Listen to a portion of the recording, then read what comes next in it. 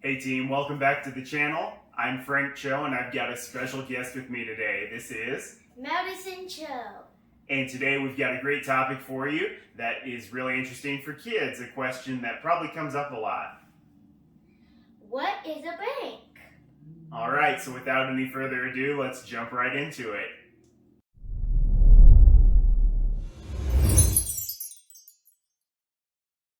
So, what is a bank? A bank is an institution that allows you as a consumer to do really one of two things. You can either deposit money or you can borrow money. And when you deposit or borrow money, interest is charged. What is interest?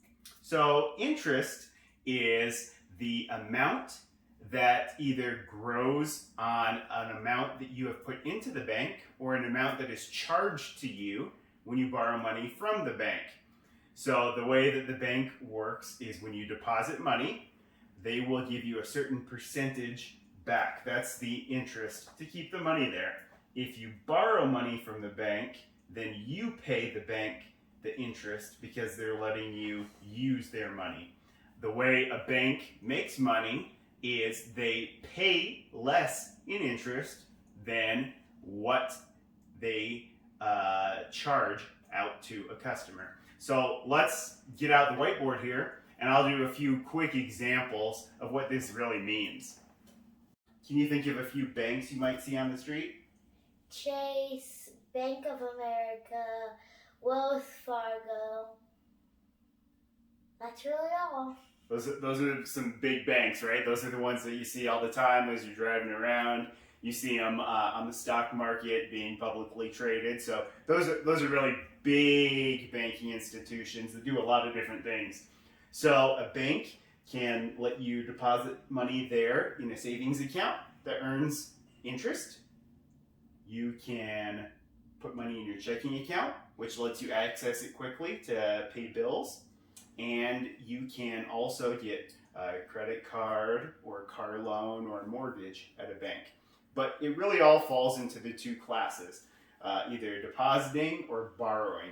And really central to both depositing and borrowing is interest. Here, I'll give a few examples of what exactly this means.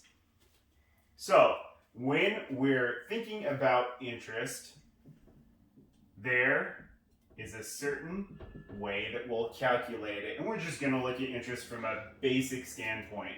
So, interest, you've got your principal. So is this like a principal at your school? No. No, it's the money that you put into the bank. This is just the money that you put in or the money that you borrow. It's that core chunk up front. And then you're going to multiply that times a rate. So a rate's going to be some percentage that's charged. And then you'll multiply that times a time period, whatever that time period happens to be. So let's look at this from the two perspectives, whether you're going to be a borrower or if you're going to be a depositor. So if you deposit money in a bank, let's talk about that first. So if you're saving money, let's say you have a good start here and you want to put in $1,000 to the bank. That is your principal. And the bank says, we'll give you a rate of 2% over a 1-year period. And this 2% you get every year. This rate's pretty good. It's better than what banks have right now. Most rates are pretty close to zero. But for this example, we're going to say 1,000 times 2% times 1 year. Any idea what 2% of 1,000 is? 20. 20, good job. All right, so $20 is what you would receive in interest by keeping your money at the bank there. Now, from a borrower standpoint, say you need to borrow money because you have to go to the dentist or you have to fix the car or something and you don't have the money on hand, you need to borrow it. Well, the bank says, okay, this loan, it's small and there's not anything up against the loan, which would be called collateral. There's no car or house behind this. We're just taking your word for it. We're going to charge a rate here of 8% for a year. So what is 8% of $1,000 for a year? 80. 80, that's right. Okay, so the bank has charged $80, but only paid out $20. Where did they get the $1,000 to lend this person? They got it from you.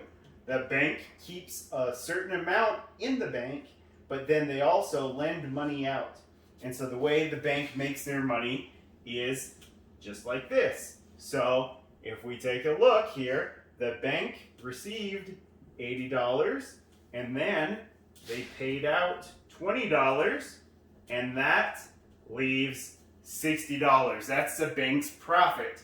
So the bank is able to have a business model here based on you depositing money and then them turning around and lending money.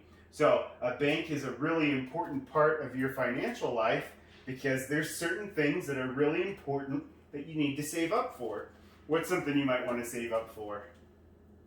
College, houses, car. Like an R34 Skyline. All right, very good.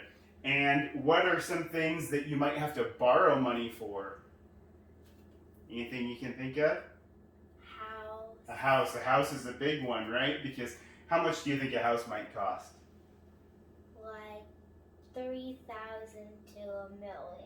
Yeah, $1 million. In some places, there might be a house that costs $1 million, and it would take a long time to save up that much. So you save up a down payment, and then you borrow the rest.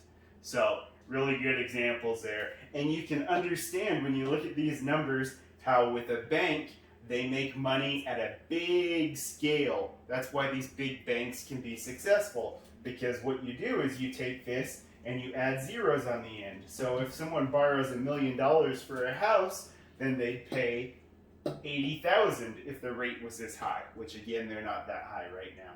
But as an example here and here, you just add those zeros, and when banks process, billions of dollars in transactions, then it can really add up.